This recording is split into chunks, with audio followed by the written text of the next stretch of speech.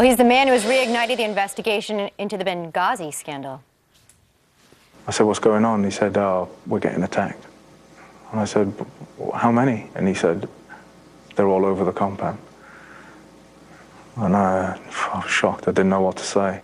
And I said, well, just keep fighting. I'm on my way. That was a British survivor. Morgan Jones says his name and reputation are now under attack. Who is trying to keep him quiet? And the other survivors as well. Senator Lindsey Graham joins us right now live.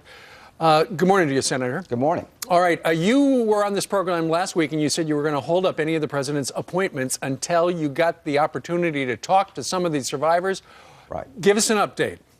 Well, we're making a little bit of progress. The CIA has allowed a few of the survivors to be interviewed, the contractors working for the CIA, to be interviewed by the Intelligence Committee. That's coming up. Had a good discussion with the FBI director. Now, why do I want to talk to the survivors? There were about 6 or 7 Department of State people at the consulate when it was attacked. Did they ever indicate to anyone that there was a protest? And if the people on the ground never said there was a protest, they always called it a terrorist attack, where did the White House come up with this story about a protest? And I also would like to talk to survivors. Did they ever ask for help to reinforce the consulate before the attack? And how many times did they ask for reinforcements that night? You know, the one thing I think America needs to hear, did they believe that their government was going to come to help them when they were under attack? And when they found out their government was not coming to their aid, how did they feel? We need to hear it from them. Great. Senator, you wrote a letter to the White House, and they responded back on October 28th. What was their response? Take a hike. I've written a letter to the President and to Secretary of State twice. Yeah. All I want is, I'm not trying to solve a crime here. I'm trying to find out, did the people on the ground during the attack ever say it was a protest? Did they ask for security weeks or months before the attack, and who turned them down?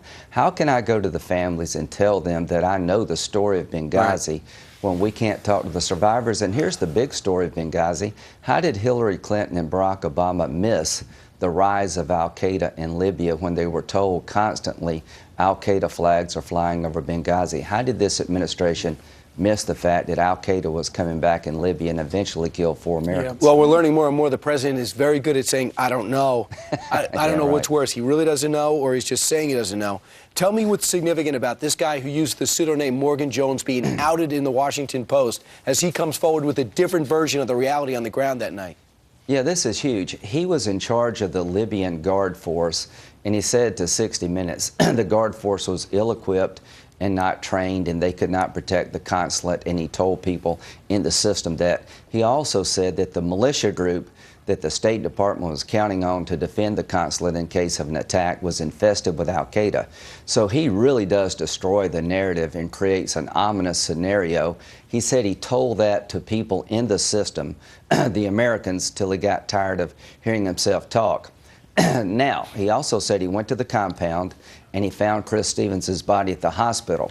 The State Department leaked an incident report to the Washington Post where there's no mention of him going to the compound or going to the hospital trying to impeach his story that he gave to 60 Minutes. But what the State Department did not release is that he was interviewed by the FBI on 2 separate occasions where he claims to have told the FBI that he went to the compound, he found Chris Stevens' body at the hospital. This is a big deal. You can't use part of the file to impeach a person who's critical of the way you acted and withhold the rest. That's why I want all the information, because what they're doing here, President Obama said if you like your policy, you can keep it. Well, that turned out to be not true. They said there was a protest, not a terrorist attack. That turned out not to be true. This White House has a bad habit of telling stories that are not true, that are politically beneficial. Can you imagine if we knew all these things before the election? Can you only imagine, and this is very important, the idea that the Congress cannot independently interview the witnesses after they've been interviewed by the executive branch is a bad precedent, and that would stop oversight as we know it. We can't let this become the way you do business in the future. Well, it sounds like finally some of the guys are going to be talking, and that's good news. Senator Lindsey Graham, keep on this, and we thank you very much for joining us today. Thank you.